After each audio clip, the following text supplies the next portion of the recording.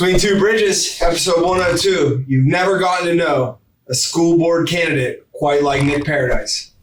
Tune in.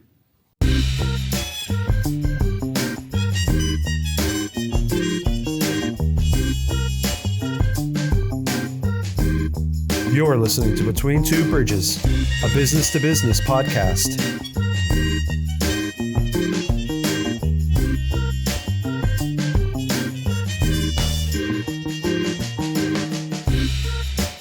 With your hosts, Joe Ferranti and Jerry Kenna. Produced by Nathan Kenna. Interviewing entrepreneurs, business operators, and investors. This episode is brought to you by Wash, because laundry shouldn't cost your time. Wash delivers. Sign up at pickupwashdeliver.com. Do the wash. Skip the hassle.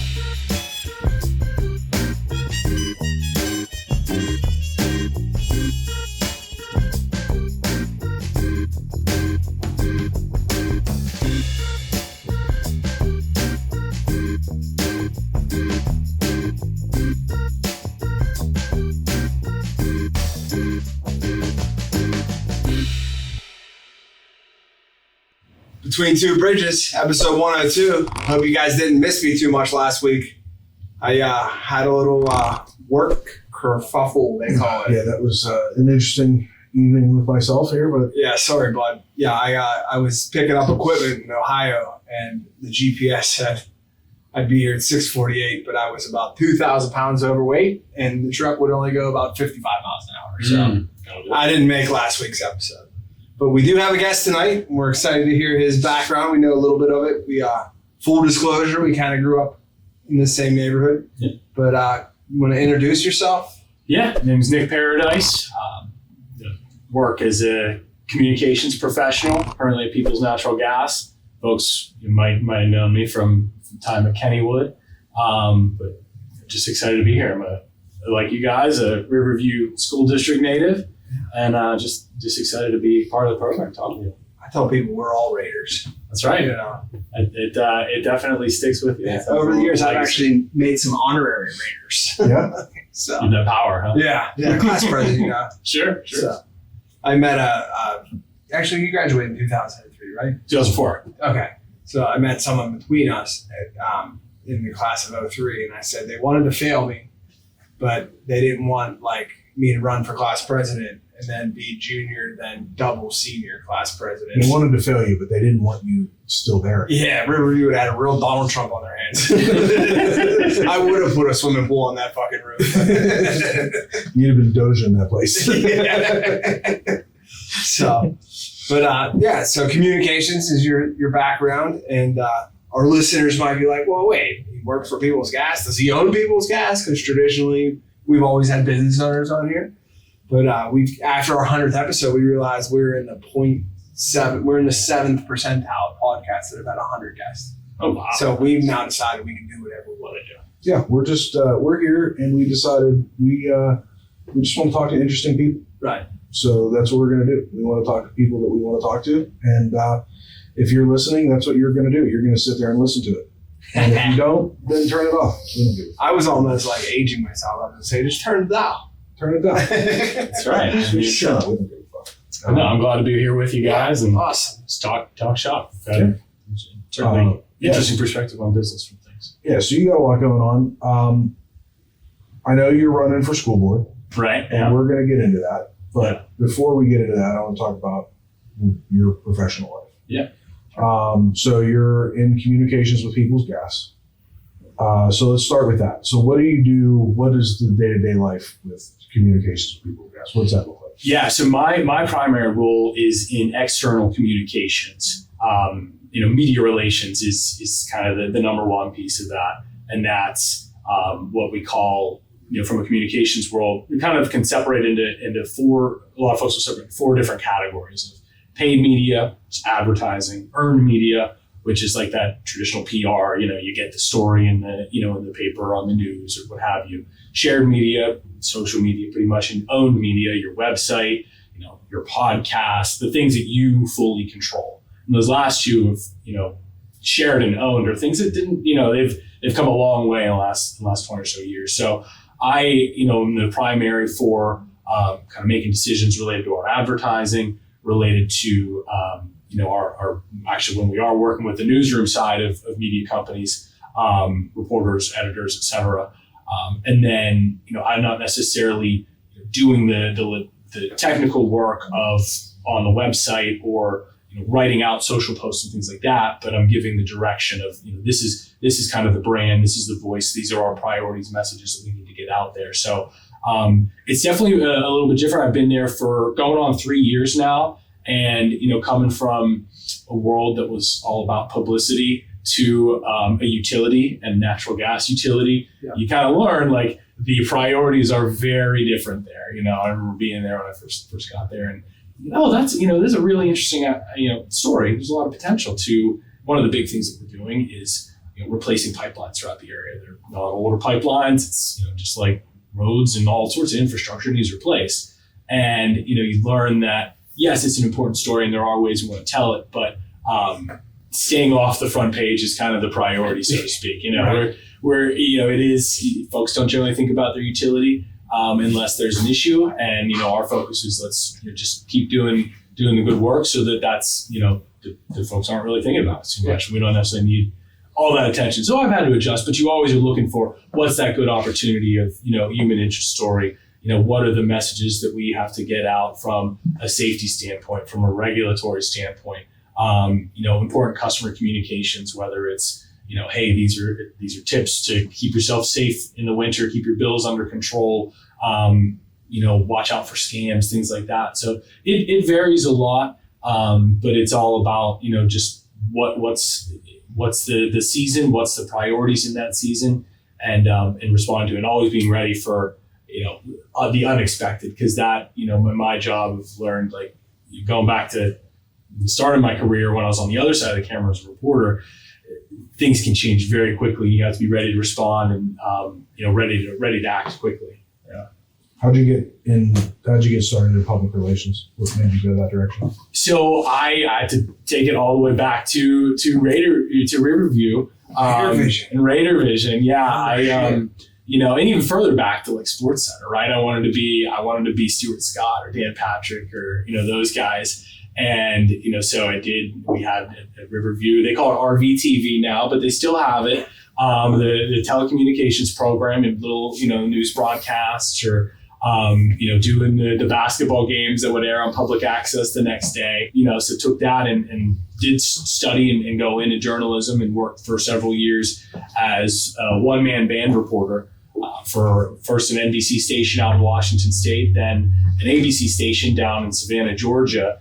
And, I was the one coming up with story idea, making the calls, going out with the camera by myself most of the time, doing all the video, shooting the video, conducting the interviews, taking it back, doing all the editing, writing the script, and then going on air and presenting it all. So I did that for several years, kind of enough to realize that wasn't what I wanted to do with my life. And TV is fast paced. It's really a grind. Unfortunately, as anybody who watches the news a little bit knows, you end up, just kind of following a lot of unhappy stuff, right. Fires and shootings and stuff like that. And I just kind of realized that it wasn't, that road wasn't what I wanted to take. So, close to 15 years ago now, my oldest son was born in Georgia. And that kind of started the clock ticking to, we knew we'd want to get back here to Pittsburgh.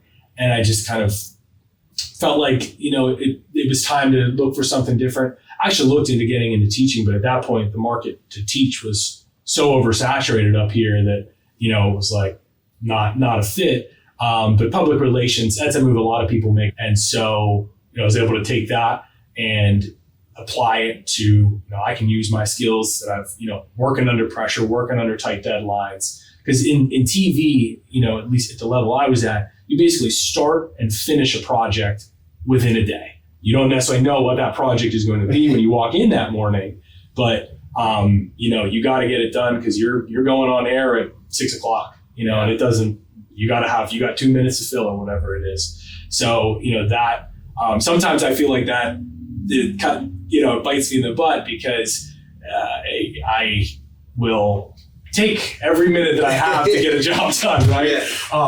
but it really set me up for, just being able to speak, able to communicate, work under pressure, and you learn a little bit about a lot of different things in that world. And so that's helped me. Like I've bounced from, after time in TV, from healthcare to entertainment and, amusement parks, hospitality to now and energy. Yeah. And that's helped because you just, it's funny you say about, you go in the morning and you got the story. I just watched the documentary about McDonald's monopolies back out. Yeah.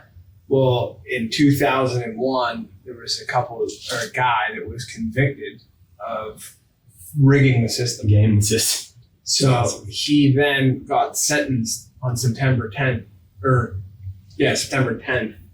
and he would have been the headline story all across the country. Yeah. But then September 11th happened. Right. And it wiped that story. Like, he would have been probably the most notoriably, like Nick Perry in Pittsburgh and Pennsylvania is famous. He would have been of that level, but no one knows his name because 9/11 happened.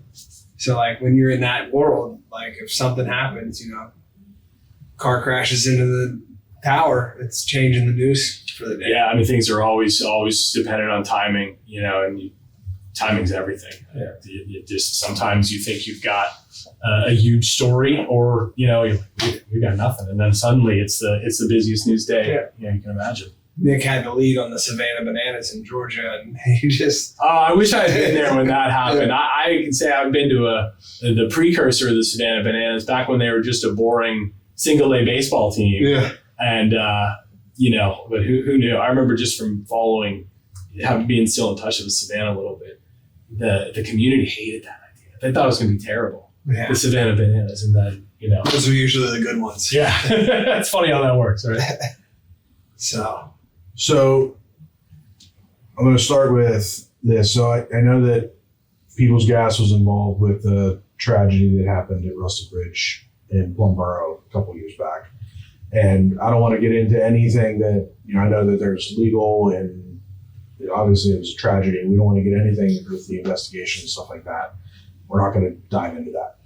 What I want to talk about is, in a tragedy of that nature, how in a role like yours, because you were a vital role in that situation, your public relations, how do you approach a situation while balancing compassion, transparency, responsibility? What have you learned about communicating with the public in moments of crisis like that? And how do you manage the stress of communicating that? Yeah, absolutely. I was thinking about, that, just knowing that you wanted to talk to, about that from that point of view a little bit. And I think the biggest thing, it's a takeaway for, the business owners that are listening, is being prepared. So much of that is being ready for those situations, responding to those situations, is doing the work in various ways beforehand. One thing for the we talk about in communications is the idea of so much of that is reputation, right? And where are you even going into before an incident that's gonna put pressure on you, like something like that. Where are you ahead of time? And so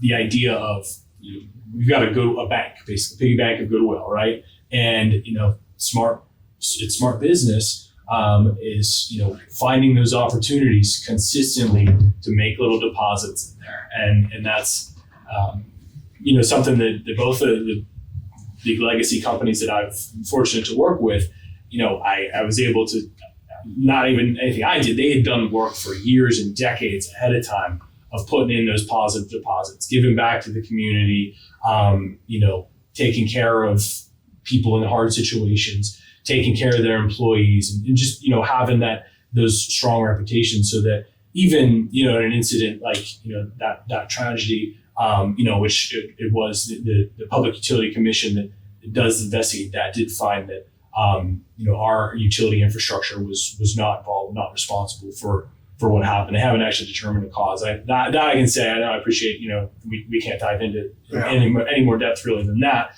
But the scrutiny is going to start immediately. And at least, having established, that we're quality business, we do things by the book, we do things the right way, we take care of the community, and we give back in so many different ways that that work is, it's beneficial, incredibly beneficial in that time. But, getting to like the crux of the question, it's a balancing act for sure, because you have to, you absolutely want to be transparent. At the same time, you have to recognize, there's a lot of fluid and uncertain information.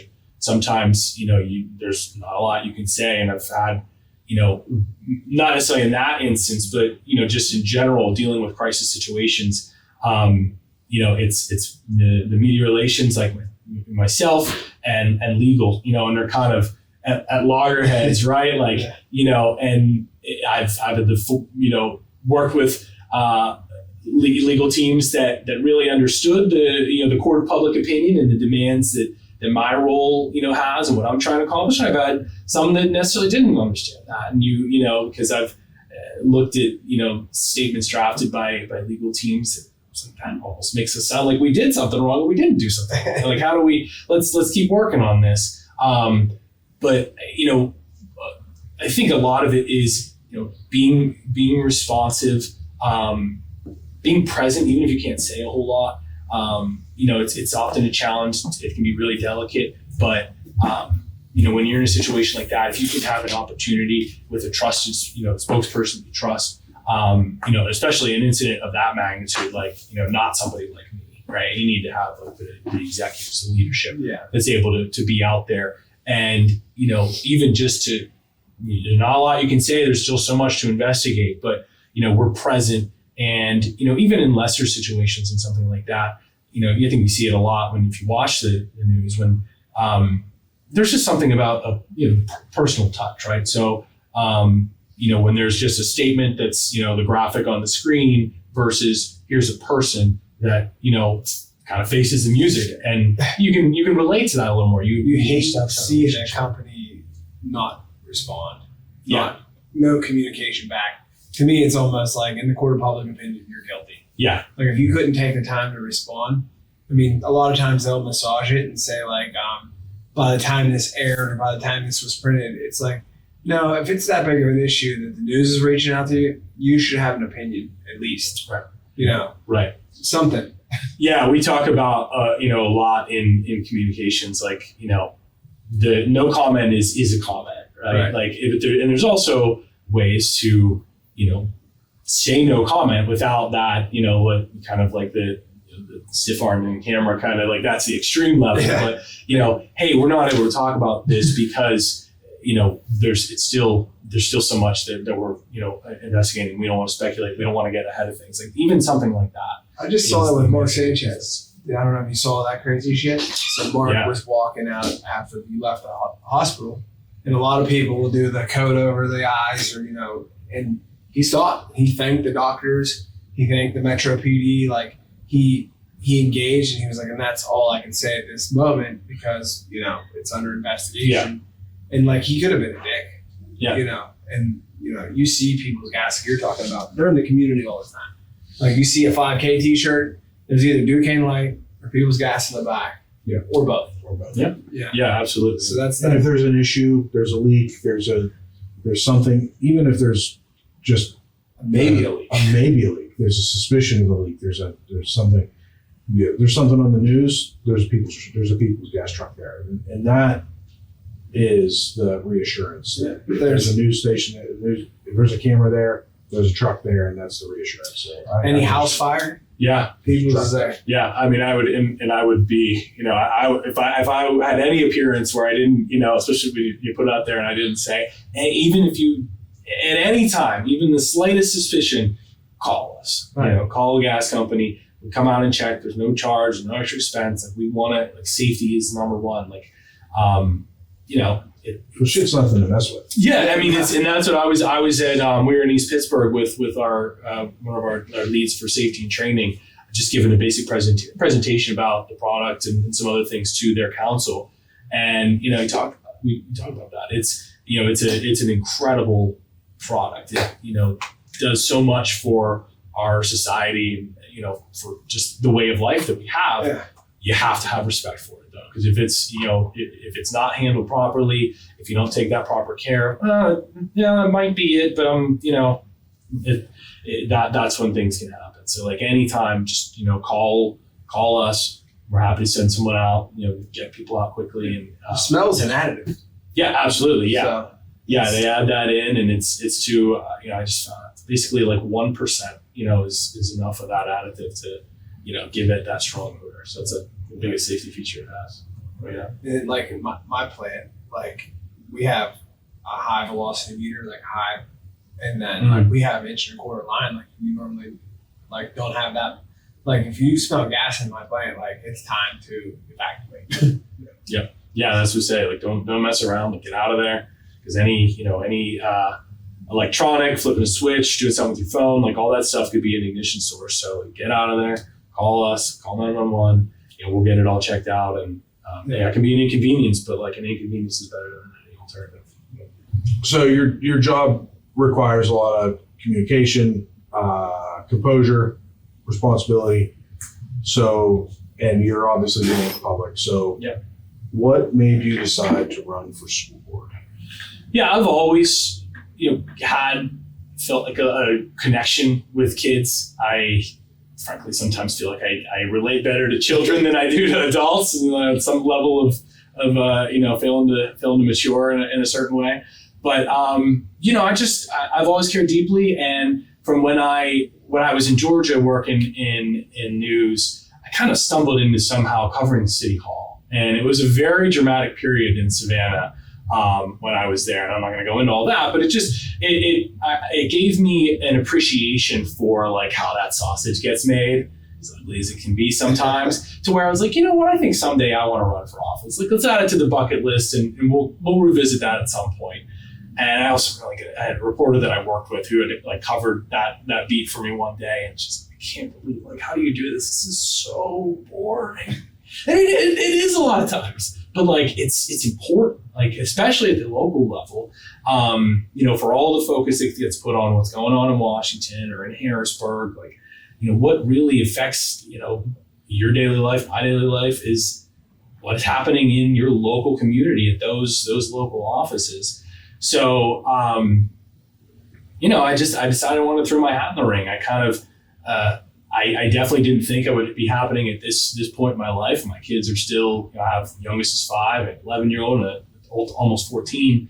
But I guess I started getting engaged and involved in 2020 during the pandemic, and I just at that point I had, working in the business I was at, Kennywood was ground to a complete halt by all the precautions and stuff like that, and so we were like incredibly, I was not just like the communications for like what not necessarily what our policies are going to be, but how do we communicate those policies? Everything from like, refunding, customers to, how could we like open under all the restrictions that are being put in place? And so I knew a lot about like, does the virus spread on surfaces, or, even because Kennywood was owned by, a European company at that point, like what are they doing in Europe? It wasn't 6 feet in Europe, it was 4.5 feet. It's like, so you kind of realize that some of this stuff is just like being made up as we go. But I also felt very strongly, as my kids were in kindergarten and second grade, and, my wife and I were both fortunate we didn't lose our jobs, but it was just incredibly difficult. And a lot of people went through that. So I'm not trying to, but I just had real concerns that the kids needed to get back in school. They needed to, be out, in person and socialize. They needed to see other people, experience life, like there's downsides, recognize those downsides. And so, I started getting involved there because Riverview was among the most restrictive schools in the community. And sometimes I felt like, am I taking crazy pills? Like, am I the only one that's, frustrated about some of this stuff? And I probably could have been a little more delicate sometimes. I probably Nick, the PR guy, would have shook his head at Nick, the dad, and how Nick, the dad, was operating sometimes. And, I try to learn from that experience too. But anyways, that just, that got me, more involved in when they open the meetings back up, starting to attend meetings, starting to get, a handle on, the budget and finances of the district. And I'm a communications guy. I'm not a accountant finance guy, but I know enough to be dangerous. I manage my own budget, my household budget, to have an understanding of that. And, so it just got to a point where, I got kind of encouraged by some other people to run, and that maybe that would inspire some other people to also run. Ran in 2023, lost by a couple dozen votes, really stung. It was definitely like a lot of soul searching there, and I wasn't sure whether I was going to do it again. And it kind of came down to like just that feeling. I know myself that, if I didn't at least try, I didn't at least give, some more competition, because there's 6 people running for 4 seats. So, people should, these are important roles, it's nothing against anyone else that's running, but people there should be competition for these roles, not just Riverview School District, any of these elected offices. And so I thought, let's give it a try. I learned from 2 years ago, and we'll give it a try. So that's what I'm doing. One of the worst things, I think, in any kind of branch of politics is stagnant politics, right? So if you have the same 10 people running the same town forever, it's always going to lean a certain way towards those 10 people's views. And I was actually, not that it means anything to you, but I was really proud to kind of see your name surface back in, because I was like, a lot of times some of the greatest people to be politicians run for county controller and lose. And then they're done. They've had it, because it's not easy to run. No. People say shit to you they wouldn't normally say. Yeah. They feel like once your name's on a sign in the yard, they can say whatever they want. Yeah. Or they can tear your sign up. So to go back again is... Put your name back out there. Yeah. Put yourself out. You putting yourself out there is tough. And I'll give you credit. And if you win, you're going to learn too. Putting yourself out there and actually serving is even harder. Yeah. That volunteer position, people forget real quick that it's a volunteer position. Mm-hmm. And they'll never hesitate to scream at you and shame you in front of everybody in a meeting. Sure. And forget that you're volunteering your time to be there. It's tough. And, and I commend you for doing that. It's not easy, but it's necessary. And I'm glad you're doing it, and I hope that you win. I think that, like I said to you whenever you reached out to me, our opinions align more than they differ as far as the direction of the community and the direction of the school district. And I think we'll get into some of that stuff here shortly. Yeah.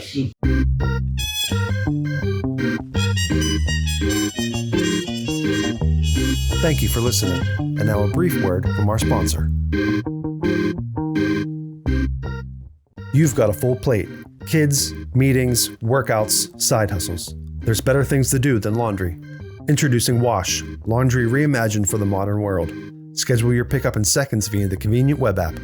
Wash picks up your clothes, cleans with care, and brings them back fresh and ready to wear. But it's more than garments. From bedding and table linens to shoes, hats, purses, and more. Wash handles all your life's fabric, leaving you more time to do you. Visit pickupwashdeliver.com and see how convenient it can be to do the wash. And now, back to the show.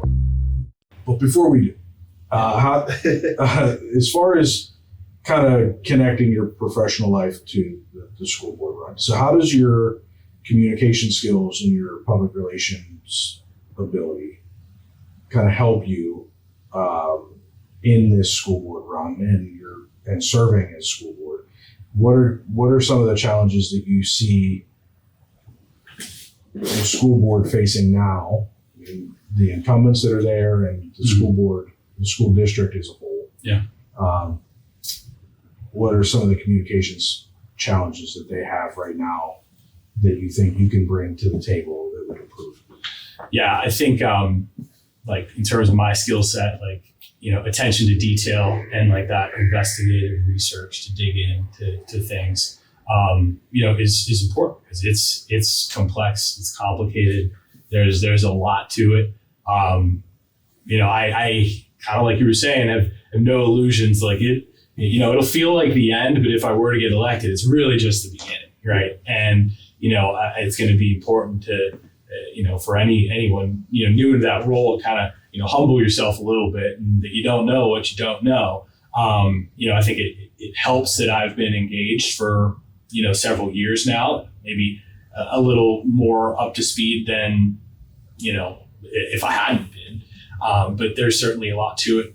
I think another thing that maybe comes from maybe it was honed by working in communications and journalism. Maybe it's why I got into those areas in the first place. But to bring a bit of natural skepticism to it, it's like it's important to remember like the structure, right? Like the superintendent is the head of the school district, right?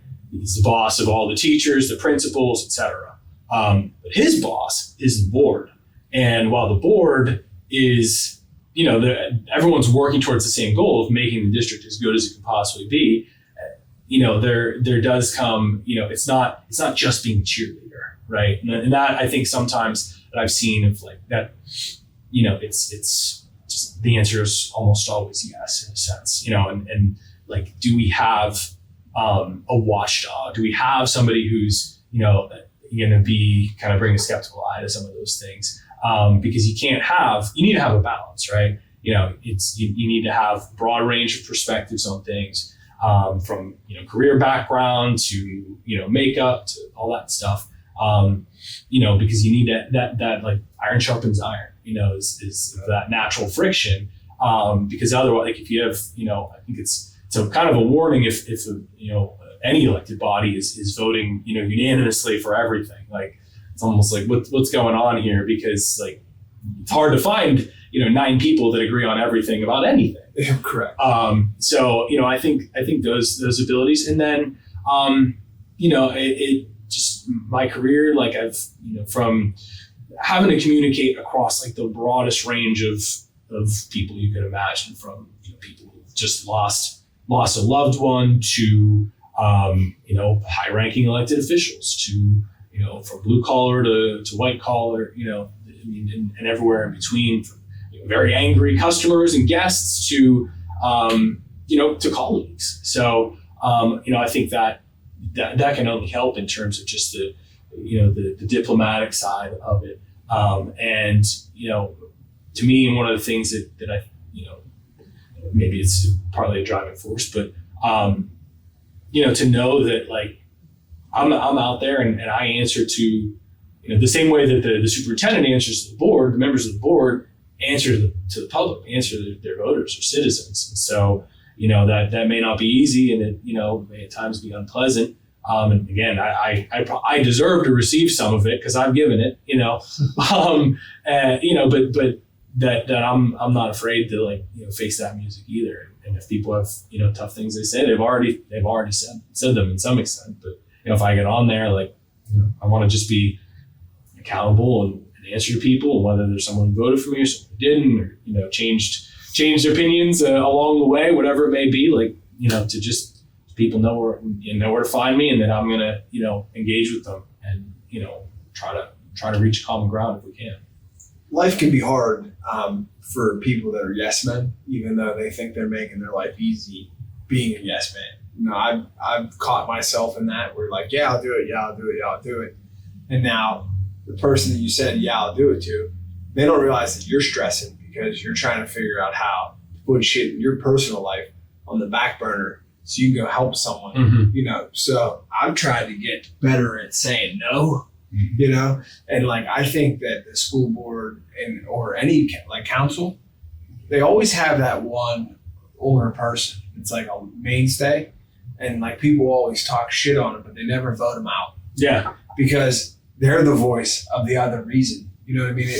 I've experienced in my different things that I've had to deal with councils for in different towns, and it's oh yeah, don't worry about him. He's just old and miserable. It's yeah, but you keep him around because if not, everybody would just say yes to get reelected. And this dude doesn't give a shit because he knows he's getting reelected. Like, people like that guy. So you need to have a check on things sometimes. Like, yeah. it can't always be forward. You need to sometimes hold on. Like, right. So I think that it's good when you put it as the, like, because people might not think school board's important, you know, it's just a position. But when you say they're the watchdog, you know, because that's essentially what you're doing. Like, the budget can't go over because the school board shouldn't allow it. Right. You know, the kids' education shouldn't fall short because the school board won't allow it. So, I mean, I know it sounds simple to think, but like, a lot of times people take it for granted. People need to understand your school taxes are the highest taxes that you pay. Right. And so school board is important regardless of whether you have kids, because it's the highest taxes you pay. And if you have kids, it's incredibly important because it's 100% directly impacts the education that your kids receive. Mm-hmm. Yeah. So you need to do that because they're making decisions that directly impact the education that your kids are receiving. Whether that decision is the curriculum that your kids are receiving next year, whether that decision is hiring and firing the teachers that are going to be educating your kids, the upgrades that your schools are going to receive. Like you mentioned earlier, everybody gets all wound up over national politics and international politics. And I see it all the time. I have conversations with friends and clients and family members every day. People all wound up about this, the president did this, or this senator did this, or this representative did this. And at the end of the day, it impacted nothing Right. in their daily life. They couldn't tell you one person on council or maybe even who the mayor of their town was. Right. But that impacts their life absolutely. because they are driving on messed up roads. Their schools are falling down. Their kids are using outdated textbooks. Their schools are having a hard time hiring teachers. There's so many things that local governments are mismanaging because people are so hell-bent on being worried about what's going on in Washington, D.C.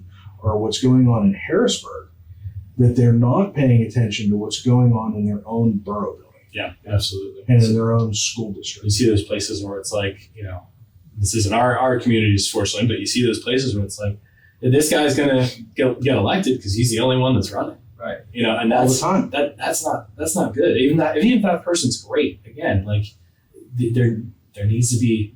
It's just better. Everything, cream rises to the top. Right. And we're all guilty of it. I've been asked, and I ran one time, and I lost. I lost a similar situation. I lost by a handful of votes, and I've been asked almost every time since. You gonna run again? No. And I was just asked a couple weeks ago. You gonna run again? And right off the cuff, my response was, and it's been my response ever since time, nope, why not? Because I'm not volunteering my time unless they're paying me, I'm not doing it again. and it's kind of a joke, but it's true. Like, it's so much work, and it's like a thankless job because what ends up happening is you sit up at that table and people shit on you. People yell at you, because you can't please everybody. You don't want to please everybody because you have your opinions on what's better for that community. And that's what you're there for. Yeah. Yeah. And then you end up with the other side of the fence that all get mad at you about it. And then it's like, I'm going to come here and I'm going to work my ass off for what I believe is better for this community to get yelled at. And it's like, you know what? Nah. You're talking them out of it. So I'm not trying to do that. No, I've seen it. I've lived it. But it's I hard. totally get it. It's hard to convince good people to run because the community sometimes sucks. Yeah. You know what I mean? Yeah. Oh, yeah. It is. And I mean, it's, it can be, it can go in a whole, sometimes it's like one of the saddest things to me is like going to some of these meetings and they can be, again, very dry and sometimes very long and, but you go and there's nobody there. Yeah. So I would get excited if there was like a bit of a crowd at a meeting, even if they even if everybody that was there and they got up to spoke said, the exact opposite of what I was there for. So they're At least they're involved there, in the civic participating. process. And like we desperately need to be more involved in the civic process. So- So it's a little bit of, I have I have a volunteer position in the school district where my kids go to school, and we sit in on this stuff, and they fill us in as this advisory board. And before that, I just thought, the calendar's always the same, the budget's always the same. There is so many things that go into running a school that the general public have no idea. right. And, then whenever there's something crazy that pops off, like, they want to raise the school taxes because this school needs new lockers, then people want to come and bitch about, like, well, lockers are locked. It's like, calm down. Like, there's so many more issues that people should be involved in. I've noticed a lot of times that the public that get involved like that, they raise a big stink and they get really mad and they want to raise hell until they get involved Right. for more than one meeting. And then they realize, oh, there's a lot involved here. Right. Oh. Yeah. Okay. So you guys have this under control then? Never. I'm out. Yeah. I'm going to go back to my Cutting into my wing night. I'm going to I got to go. Yeah. So how much of the tax is going to go up again? You're going to put them lockers up? Cool. All right, cool. Yeah. All right. So let's talk about family. Sure. And the reason, I'm sure family is a big reason why you want to get involved. You kind of touched on it before. You have 3 kids Mm-hmm. Yep. in the district. And so tell us about how having kids in the district and being a parent in the district has shaped your perspective and on what works and what doesn't, and what kind of community you want your kids and all Riverview students to grow up in. That's a good question. I mean, to me, I want it to be a community. I don't want to say just like it was when I was growing up, by no means, but Come on. like- There's nothing broken back a then. little, Everything was perfect. a little bit in that regard of that, it's a tight knit community. It's, a community that has, and part of the reason I moved back was the idea of like my kids would go out the backyard, out the back door, and there's gonna be a bunch of other kids and they're gonna play, until the street lights come on and all that, like idyllic, youth. And that you kind of learn, like, you can't necessarily take that for granted anymore. That's a separate conversation. But that it's a community like that it's a community that, is not, like the not gate kept to only, the most well-off people can afford to get in there. I think of Review as an economically diverse community, and I think it's important that it continues to be that. So, like, to me, like, we got to be very vigilant on tax burden. You could say, well, we should always be very vigilant on that, but like, especially so. It's become like an annual thing lately that Review is going to raise your taxes. And, as you compound that onto other bodies that raise taxes and, other prices that go up, it all piles up. And, I would hate to see it become where it's, only for a, very narrow slice of the community. So we moved back, or we moved to Oakmont in 2018. My kids were going to school in the district for 5 years. And, as I 2 years ago was as I talked about during the pandemic, it was frankly, to me, it was a bad experience. And, folks might say, doing the best I could with information at the time, or everyone did it like that. It's not really true. There's a great book. I hate to belabor that point because to so many people, it's like, oh, that's 5 years ago. But like, it was an earthquake, and we are still feeling the aftershocks. We are gonna feel the aftershocks for a long time. You can see it in test scores. You can see it in truancy. And those are maybe broader than just review. Like the scores have started to bounce back. But like, if you look at it like on a societal level, truancy, test scores, mental health, a lot. I mean, like, there's a lot of aftershocks that we, continue to deal with. We should be honest. There's a great book that I read over the summer called An Abundance of Caution, about, the American education system's response to the pandemic. I didn't even realize until I read it that like Europe, they went back, they closed their schools like we did in America. But in like May of 2020, they were back in school and they didn't see really any uptake of COVID, or, they didn't have to backtrack from that. And I didn't know that.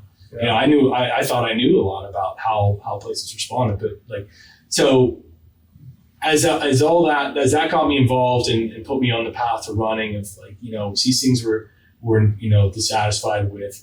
And, my motivation was to try to get in and get involved and, change things. Even if you are to get elected, you're one of 9, you're not necessarily going to be, your ability to, make sweeping changes, not that that's what I'm trying to do, but it's very limited, right? Like it's very incremental. But that was my motivation to, that was what kind of inspired me. My wife felt very similarly, but from a different point of view of, to control what we can control, and a lot of things on her heart, about what some of the things, not going into detail, but some of the things that our kids were exposed to, during school, and just she had a growing feeling on her heart, calling, we're people of faith, so like, that certainly factors into it. That she wanted to take a more proactive role, and she wanted to homeschool our kids. And that in the middle of a heated election where I'm running for the school board was like, you're taking your stand. This is, I don't know that God wants both of these things to happen, at the same time, but we're gonna, she wasn't doing backflips that I was running, but she supported me like a marriage should. And I had kind of the same point of view. And we supported each other, and the push came to shove. I didn't make it on the board that time. We continued on through that. We actually gave our son, who's in 8th grade now, the choice last summer of, felt like some of the things that we were concerned about, like he matured to a level, got through some of the, most maybe middle school years. It can be difficult. And said, do you want to go back to review? Or, the program that he's doing is kind of concludes after 8th grade. He chose to, stick with that for one more year. I'm not saying it's absolute or, and it's like what happens in this race does not factor into that at all. But, there's a good chance that he'll be back, within the system. But even still, I'm coming from a Raider junior high football game. So they're part of the district. They, we submit our paperwork. The superintendent's able to, have oversight. We have that engagement. So it's an awkward thing in some senses, because like I so strongly believe in like the power of community school and the importance of like that community school. At the same time, like I'm very much a family person, and so like for my us to have the ability, and my wife to be willing to make the sacrifice, and her mom, frankly, her parents that are retired, be willing to make the sacrifice and spend that time with their, with family like that, is important. So it's definitely been a bit of a challenge, but like, for what the district, what I'd like to see the district as, I mean, in a sense, like the academic rigors at Riverview is not something that I really question too much. Like I think, when it comes to the education, schooling, it's absolutely quality. So it's just continuing to maintain that. Could there be tweaks? Could there be pivots? Yeah, I think so. I mean, I think a lot about, you see the college debt, student debt crisis. You see, especially now working in the industries I've worked in, the growing, gap of plumbers, electricians, welders, mechanics, all those skilled trades roles that, they got rid of our wood shop. Yeah, they did. I learned earlier this year that they did bring it back to some extent, and I just saw on social media they're doing some cool things with robotics now. But like that idea of like it's not for when we were growing up. It really was like college or bust. Like if you're a plumber, that like the message, you want to be literally said. We got the message of like if you're a plumber, like that's not a good life outcome. We see all the statistics. Those guys do great. You know that. The important statistics that go in the book about education are how many people went on to further their education. Yeah. how many people went on to the military, and they really don't care about who went into the trades. Yeah. And that's changing. It is changing, and significantly. that's good. And that's based on the person, which education should be based on. You can't put 100 kids into a room and expect them all to learn the same way. Yeah. Well, you can see that there's trends in these saturated jobs. Mhm. And when we were in school, the guidance counselors were saying, you gotta be, everybody was pushing everybody to be teachers. And then when we graduated, you couldn't get a job. Yeah, so controlling the rhetoric a little bit there. Right. And then when we were in school, if you went into a trade, it was because you were a bad kid or you were a dumb kid. And now there's nobody that can do the trades because the only people that are doing it are the bad kids and the dumb kids. Well, You know what I mean? And it's like, I'm proved, man. You just learn how to do everything, you'll be okay. right. So, But now, now there's a shortage of teachers because there was a period of time where there were so many get a job. you couldn't get a job, and then there was a period of time where guidance counselors were like, "Good luck getting a job being a teacher." So there were nobody going into that field, and now you can't. Now there's schools. Like I just had a conversation with somebody about a school that he's like, "Dude, they need to hire 12 teachers," and I could literally send a text to this principal and they'd hire you tomorrow. My sister graduated from Riverview in '98. She was a great student in college.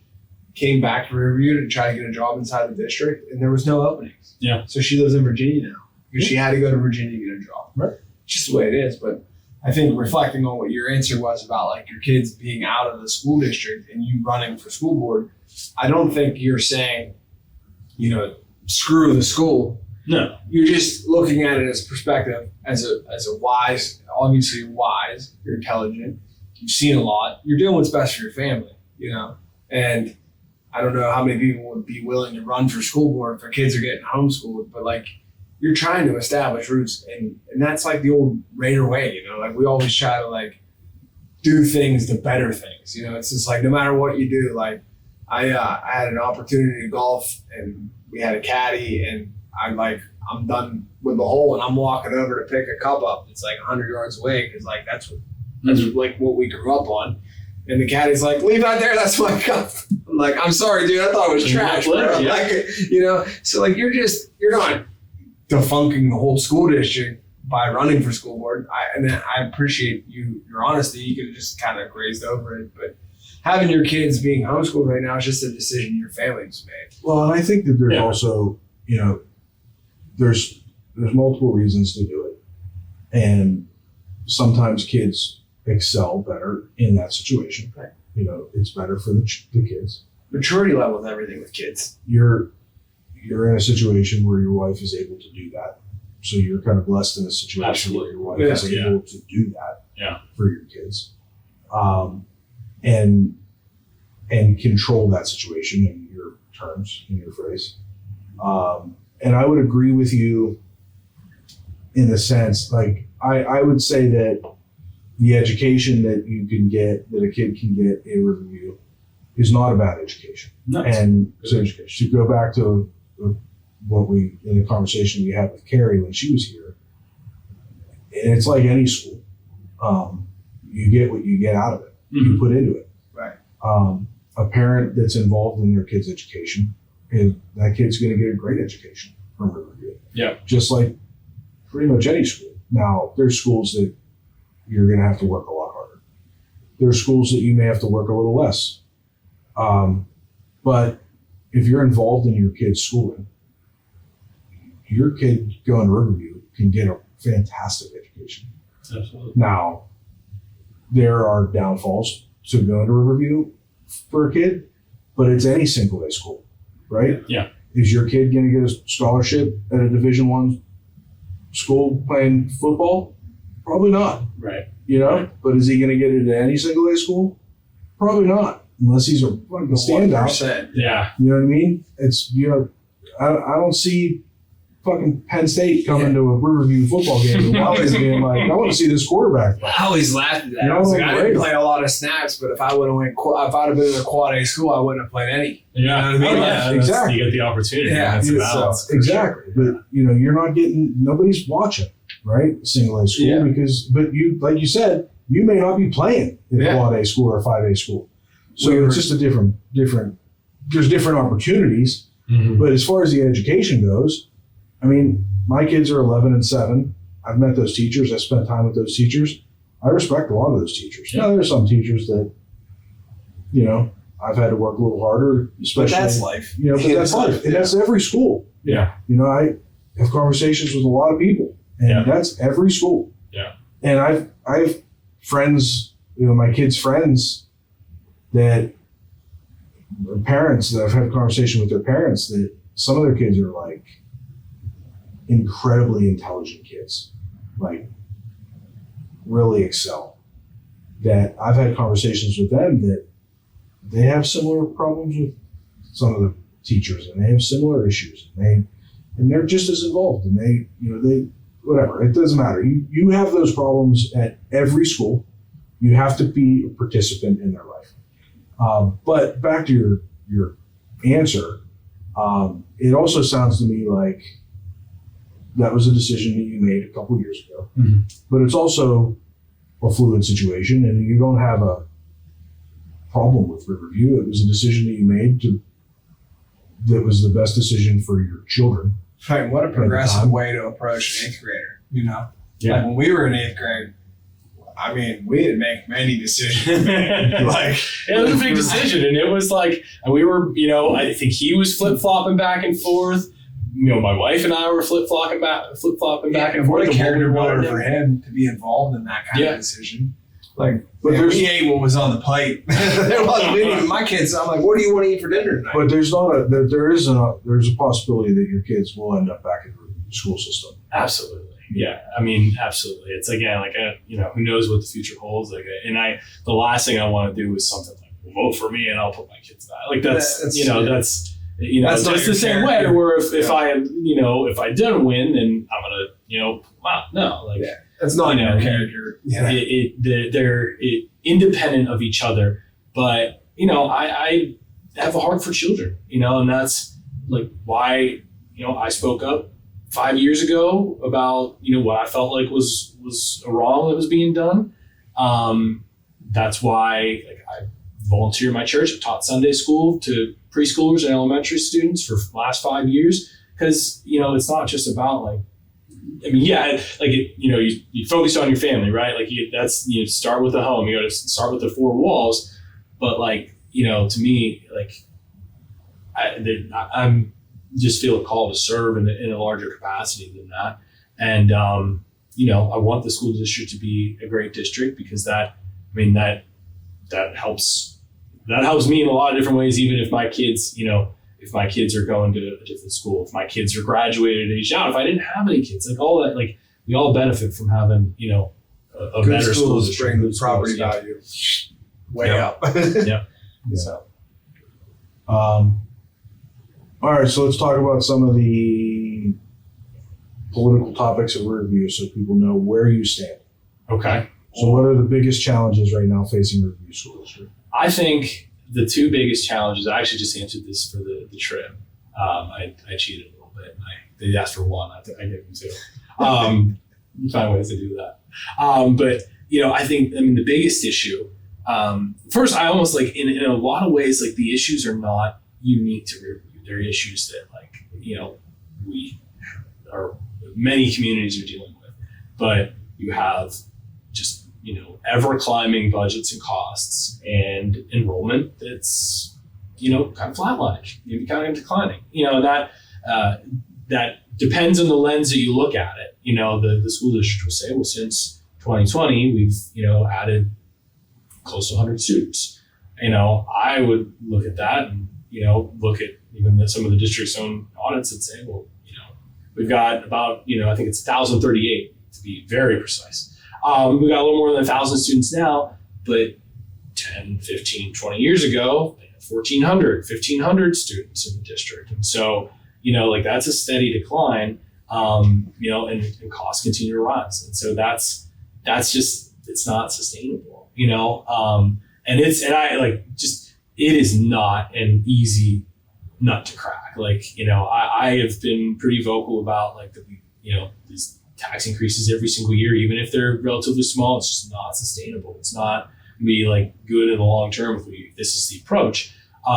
It doesn't mean that there's like an easy solution that they're just people are refusing to take. It's not an easy situation by any means, but that's something that like has to be dealt with and addressed, and it might mean like that we think outside the box and we try things that maybe haven't been tried otherwise. That might be not exactly that I might have some ideas. I mean, one like just to throw one out there of with the pandemic, we're viewing a lot of schools adopted like one-to-one devices for every kid. We give every single kid, before that it was the older kids. I don't know exact age, but it was older kids that got a take-home computer, what have you. Now it's every single kid. That's obviously expensive, and you've got broken computers, lost or stolen computers, just general updating that needs to be done. You got to continuously feed that beast, and I look at it, and I think one of the getting to my second answer, is that I worry that our kids and really adults, all of us, we're spending too much time on screens as it is. And so, especially the youngest kids, like, are we sure that that they're not better off with a pencil in their hand? Are we sure that like that tactile learning, that, getting out and, engaging with the real world, even like, having more recess for younger kids, because, and like, I think in Northern European countries, especially, like, they have a lot of recess, a lot of like free play that's part of their school day until, because that's really important. That's how kids learn. Like I had, and that was name dropping books that have kind of influenced me, but it's called Free to Learn by Dr. Peter Gray. I think he's at Boston University, but it just like was a few things that really stuck with me of like, because there wasn't school, thousands of years ago, right? Like, how did those kids learn and become the leaders of the tribe or whatever? They played at being the adult. So they would be pretending to, hunt an animal or whatever it was. And I still see that from tribes. So like, play is incredibly important. But anyway, I get that to like that other biggest challenge, I think, is smartphones. They are just, it's an unlimited supercomputer in all of our pockets. And, it's hard enough for adults to control that. I live it myself. It's hard enough to control that, urge to check what's going on. Did I get a message? I get a notification, or what's somebody saying about me, and all that stuff. Imagine being a, young kid going through that.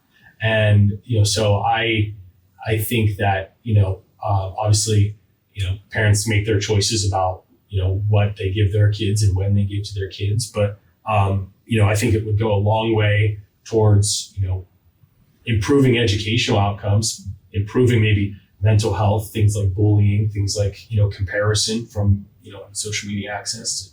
If we said, and a lot of schools have adopted this, if we said we're going to have a phone-free school, bell to bell, basically. Penn Hills has done it right next to us. Stowe Rocks, like it's not any kids are allowed to take their size. phones to school. But it's They are right now. Reviews, you're allowed to take them to school, but they like at Vinny's age. Vinny doesn't have a school phone, but at Vinny's age, there's a basket in the classroom. They drop them off. They drop them in a basket at the end of the day. They're not allowed to have them. So at the middle school, like the 7th and 8th, they call them the 7th and 8th graders can have them during lunch. You're not supposed to have them otherwise. They can have them during lunch, or and then the 9th through 12th. It sounds like the teachers set their own policies, which, I'm sure you have some teachers that, or there's no phones getting used in some teachers' classes. And there's probably phones that are, some teachers that aren't able to keep it much in hand. Insanity to me, man. And, and that's, I did not know that. To me, I was surprised when I found that out, because I asked that question, what is the policy? Because I know it's not something that's like, addressed uniformly. So I was surprised by that. I think that could, more focus on learning. Teachers that can just focus on teaching and not having to, be the phone police, things like that. Not to laugh at this moment of this conversation, but we had the conversation about the TI-83s. Yeah. Playing like drug wars and stuff on them, and how distracting that was. Could you imagine, you're in 10th grade and you have a cell phone, like, Dude, I'm just sitting there chat GPT and how to do all the cheating on the homework. Oh, and even if I lean on your side with that for sure. Even if you don't have even if you don't have it in your pocket, like if it's right here, like you're thinking about it. Yeah, it's phantom vibrates, Right, so it's like I just checked to see if I had a message. So it was. I almost called you out. Right as I was talking about. You just did pretty much. Yeah. You didn't almost. You just did. I mean, and it's like they surveyed like teachers through some of the national teachers unions, and it's like 70+% of teachers say like let's go phone free, let's do it. Yeah. Let's get us back to teaching. We don't have to worry about that. And I think one of the biggest like protestations or objections to that comes around safety. Like, if something, God forbid, something happens, I want to be able to access my kid, get a hold of my kid. And I hadn't necessarily thought about it until I was talking. There's a grassroots organization called PA Unplugged that reached out to me because they just saw I was a candidate and I was talking about this issue, and shared with me that like the school. The National School Resource Officer Association is in favor of this because, you think about it, if there is, God forbid, some sort of situation, you have an intruder in school or something like that, like you need to go into lockdown, you need to be quiet. Like the last thing you want is, beeping, blinking, phones all over the place and calls coming in, calls going out, like just all that disruption. Yeah, if shit pops off like that in the school, you don't need people calling their parents. You don't need to create a buzz at the school. You don't need people tweeting out what's going on because now you're bringing there's in-depth plans in these school districts to handle this. If you're bringing a bunch of people to the school, you're ruining that plan. You're not letting the professionals be professionals. You're adding a lot more variables into it. I mean, I want to know because I'm coming. Like I told Jerry one time, I'm just driving. I've already sized up the front door. My truck will fit. I'm coming in. Yeah, we all think I'll be part of this. I mean, it's natural, right? But, and I would want to know just the same. Schools are safe. Like I know that they don't seem like it because you see this shit on the news, but 99.9% of schools are super aware of what's going on around them. They can handle the situation. So the phone excuse for that is like bullshit. Right, and like what's important, just the teacher have access, right? Like that's what they're there. I mean, that's one of the issues that they're there. I mean, I won't say anything that I know on air, but like the things that I've heard that go on in our district and what they're prepared to handle is incredible. I mean, like when they say it, like there's nothing to even add to the conversation. Mm-hmm. Like it is handled. Well, it goes back to kind of like I was saying at the start, like have a plan, prepare ahead of time, like know what are the scenarios, and it's something like the communications. Like I get a glimpse into the operational stuff, but like even from a communication standpoint to go along with that, like, we generally know what are the things that could go sideways, from and being prepared like that in the school, they absolutely prepare like that as well. And parents are going to be like, well, what's the plan? It's like, well, believe me when they tell you, you don't need to know the whole plan. Because the whole plan can't be public knowledge. Like, right. It is insane. You don't know, and you don't know for a reason. Right. Yeah, absolutely. It's on a need-to-know basis. But that brings me to my next question. School safety. Sure. So obviously school boards have had to navigate that recently. Riverview recently hired resource officers, which caused a little bit of kerfuffle. Yeah, a little bit. Sure. Armed resource officers in schools have been a little bit of a public debate. Yeah. I personally was happy to see him. I got to know the guy a little bit. I like him. The guy at 10th Street. He's a nice guy. The kids like him. I've seen him fist pumping the kids after school. I find that important, that not only is he there, but that he has a good rapport with the kids. Absolutely. Yeah. My take on it is that not only should those guys be trained to be able to handle a crisis situation, but I also want them to have that rapport with the kids, because when shit goes down, those kids need to be comfortable with that guy. Yeah. And trust that guy. And, I've heard, like, my son's like, hey, he shoots hoops with us during recess, and they know him by his first name. He fist bumps him after school. they're comfortable with it. My daughter's like, he carries a gun all day at school. Like they think it's wild. Yeah. But they're not intimidating. And I think that's good. He's doing a good job then. He's doing a good job. Sounds like it. I don't know how many of these guys are, a couple guys in the picture on their website. I personally, if my taxes are going to go up to cover more of them, that's the one thing I'm okay with. That's one of the things I'm okay with. I'm all for highly trained, highly skilled armed guards at schools. Years ago, I read an article, and at the time it was like, holy shit, they're doing that?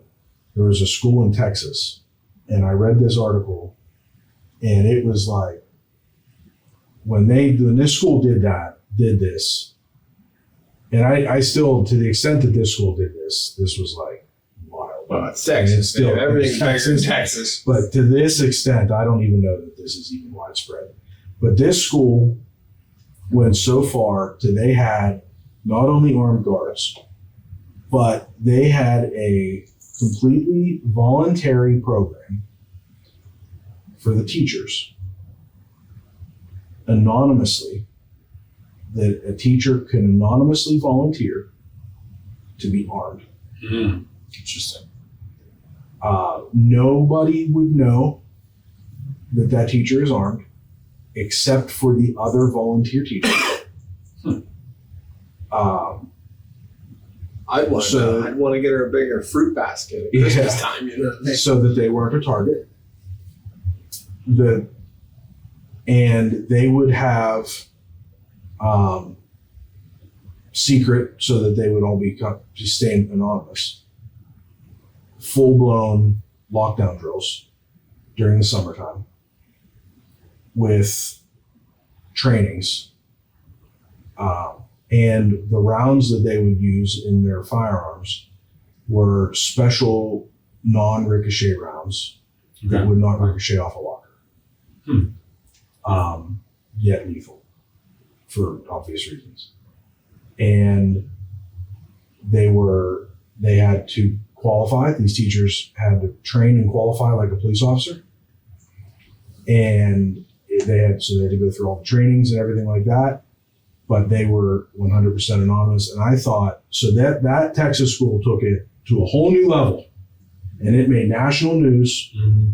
And I was like, holy shit, that's bold, but that's fucking awesome. Yeah, that goes back to the Jeff Foxworthy thing. Like, you hang an engine from the tree in your yard, no one's robbing your house because they know a shotgun lives there. It's deterrence, but right? That article in the paper and being on national news, there will never be a shooting at that school. Right. Because they're like, I don't know who the teachers are there, but there's a lot of guns in that building. Even if the teachers not one teacher volunteered for that program. Let's say that happens. That's true. Yeah. Right, 100%. It's still the thought. The thought is that there might be a lot of That was always my argument before, and like, I'm not running for school board, but like, I mean, I can understand why people don't want teachers to be armed. I get it. I understand why people are afraid of guns. I get it.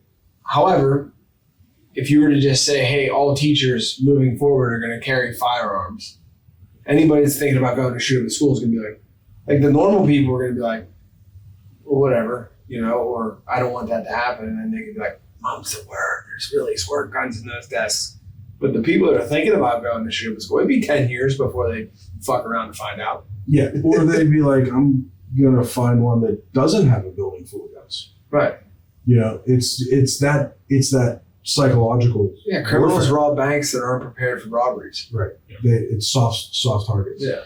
But I thought just that article is enough to deter that. And I thought, man, that's bold, but I like it. But that's extreme. I'm not. I've met some of the teachers. I know some of my teachers. I know some of the teachers at Riverview. Yeah. I don't want them to carry I think guns. back to some of my teachers. I love them. I don't want them to carry guns. But I'm all for the resource officers. I'm glad that they made that move. I support that decision. I hope that they move. I hope that they build on that. And but what are your thoughts on the armed resource officers and their safety plans as far as that goes?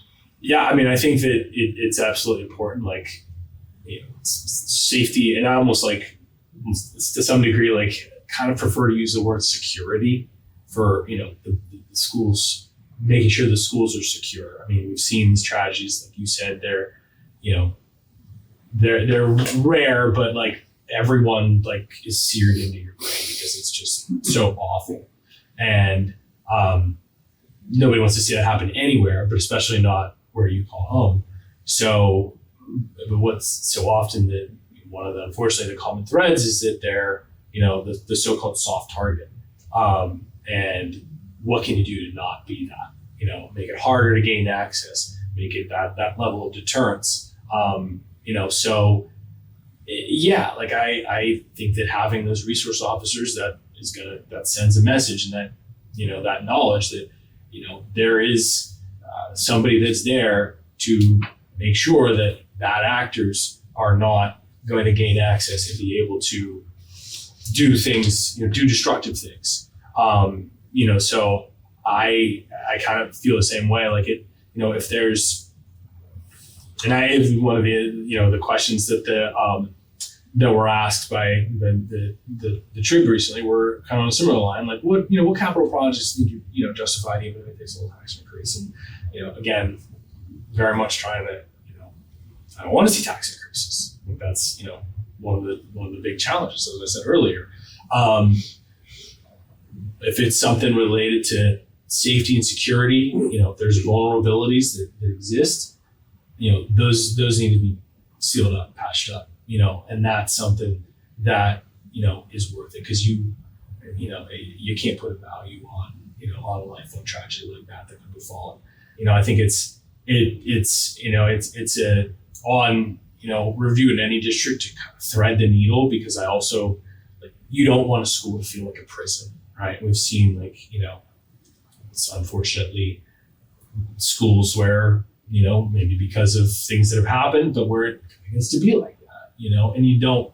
That's not an environment that's conducive to learning. It's not an environment that's conducive to healthy growth. But I think that having the school resource officers, and I would actually add on to that, especially in the era that we are living, or maybe it's kind of past a little bit, have lived through, where there's a lot of hostility towards law enforcement, and that's ultimately, again, I think one of those things is not probably great for society at large to have a negative view towards people that their job description is protect and serve, but to have those officers in the school that are serving responsibly, honorably, building good rapport with kids, and being a positive role model. And even I'm not 100% that they're, whether if it's both men or not, but having a positive law enforcement role model, a positive male role model, that's great, and so that when those kids see a police officer, then think of the school resource officer that was upstanding and didn't, maybe hopefully never has to actually put his training into action, but he's there and he knows how to. So I think that's important.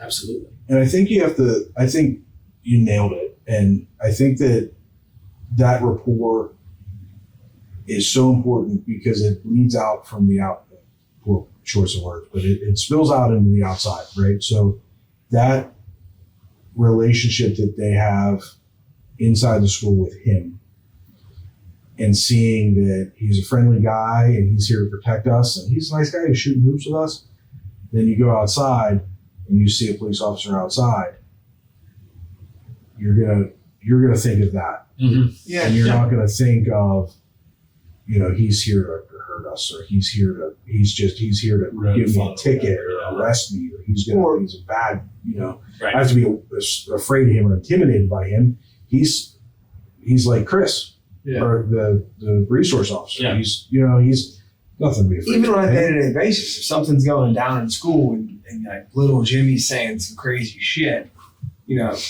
it's funny. He's saying it in gym class, but as a kid growing up, you didn't know who to tell. You're not going to tell the principal. You don't want to get him in trouble because he's your friend. Right. But you can go talk to the resource officer and say, I just want you to be aware. Right. And he's not going to just give him detention. He's going to keep an eye on it because he's trained in it. Right. And that if little Jimmy does something that he can snag him up for, he can snag him up real quick. Yeah. And stop it. Put a squash on it. Yeah. We all had like the gym teacher, and in our school we had the football coach / gym teacher. When he spoke, that was it. Room got quiet. Yeah. That's not in these schools anymore. They don't have that power, but you need to have someone in that school that has their head on their shoulders straight. And where a resource officer is probably more likely to become necessary is, obviously a school shooting or something like that is A fist fight in the hallway. but a fist fight in the hallway, a fire, Mm-hmm. a weather. Yeah, it's not just the It's not school shooting. It's not that worst case Yeah, scenario. that happens. It happens and it's on the news and everybody freaks out, but it happens so rare, right? It's so rare. Yeah. We see it all the time. It happens every day, but there's a million schools and it happens very rare. Okay. What's more likely to happen is a microburst, Yeah. Sure. a fire, a fist fight, where all of a sudden he's going to jump into action and he has to be the leader. And that's when these kids need to have that rapport and be able to be like, oh, hey, he's here to help us through this crisis. And that's when it's going to be important to have somebody like that in the building. And they're mostly like, when they hire these guys, I mean, obviously it's like any other job. There's bad resource officers out there, I'm sure, but like our resource officer at my kid's school was like their best friend. Yeah. Like they love that dude. Yeah. So It's a really important position. I'm Yeah. glad they did it. What do you think makes Riverview special, and where do you see room for growth? I think just like the nature of having a small school district, small community. Sometimes it cuts both ways, but the relationships and the rapport that you can establish when it is a smaller community is really important. Nobody feels like just a number there. And that's a good thing. Now, maybe some people, I was one of them, come 12th grade, my graduation, I was ready to go somewhere. I went to Penn State where it was I was just a number, and that was, but being able to, have the opportunities, like you said, I wouldn't have played sports, at a lot of other larger schools. So getting those opportunities, not for a crazy amount of things for the size of the district, from foreign languages, the foreign language to the musical to arts to athletics. There's a lot of opportunity there, and that is unique. And it's again a balance of how do we continue to be the great community we are while we still try to get on a path where we're just not going to continue putting a financial strain to where it's not sustainable for people. But I think that's a big part of what makes it special. The institutional history, right? I mean, there's so many teachers that have been there for an incredibly long amount of time. they're all Mike Tomlin's one and done teachers. That is, that's a great asset, right? In the vast majority of cases, I think, because you get stability, you get, It's a great district teaching. Yeah, absolutely. That's really important. And it's you don't have to necessarily, when you have turnover, just like in any role, it takes a while to just figure out what the heck you're doing. Yeah. So being able to have that stability I certainly think allows the teachers to, push themselves a little more, try new things, push the students a little more, and have that familiarity. How can people get involved in your campaign? Well, you just reach out. I mean, we're kind of coming down to the home stretch here, just days to go. But my website is www.paradise4riverview.com. you can reach out to me there or Facebook page, Nick Paradise for Review School Board. I mean, like people can just tell their neighbors, tell their friends, tell the community. If you want to, you can get involved, but it's a way of like, being that gal at the polls that's giving the cards, things like that. Absolutely. But I mean, I just hope that people, I've learned, that it's, politics can be a messy business, and you have to think, it's schools about education, it's about politics, but like there's parts of it that are. And so, and even like, one of the cutting both ways of the smaller community is, I realized that like you can fade into the, in relative anonymity probably a lot easier in a Fox Chapel or Plum or whatever if you're, than you can there. But, it's just that people, hopefully they see this, they understand, who I am, a little more about me, that, there might be people that are going to vote for me, that might say certain things, that there's a lot more to it to me than just, some one-liner about, because we don't align on a political perspective. And, because that's ultimately, like, at the end of the day, like you experience it, like it stings, no matter how much or how little work you put into it, like it stings to lose an election a lot. And I'm hoping I don't feel that thing again, but it's absolutely possible. It stings to lose in anything. So man. I just want to be able to, hold my head up high, that I gave it, the best I could. And I've been really encouraged to see, a lot more people, and some people that I knew, some people I never knew until these past 9 months. But people come alongside me from all sorts of different angles that, have been, telling their friends or getting behind me, to go out and, knock doors and things like that. So it's been a really good experience. Hopefully it'll be that ending in a few weeks or, on November 4th that I'm hoping and praying for. But, again, just be able to say that I've given it my best shot and let the chips fall where they may from there. I think the unfortunate thing is that in the society that we're in right now, the political parties are so polarized that I think, I'm 41, and I feel like, at least in my lifetime, the political parties are so far apart that never before are people so much either voting one way or the other. And in reality, especially in a seat like school board, it doesn't matter. Yeah. You're not voting Democrat or Republican. It's not really, it's not relevant. And that's like one of the things I was going to use in like our intro, but I'll say it now, is like everybody in that's running for school board in any school district has had the opportunity to reach out to us. I mean, we're kind of like, we're open to anything. Like the opportunity's there. So for you to reach out and put yourself out there, I've never seen anything more than an excerpt in the Trib about somebody running for school board. Yeah. So it's not easy to put yourself on camera. Like we're getting better at it. 102 episodes. You guys are doing pretty good. But it's not easy. No. So I hope that people watch this episode and get a chance to know you. Yeah. And I think that because we didn't even ask you if you were Democrat or Republican.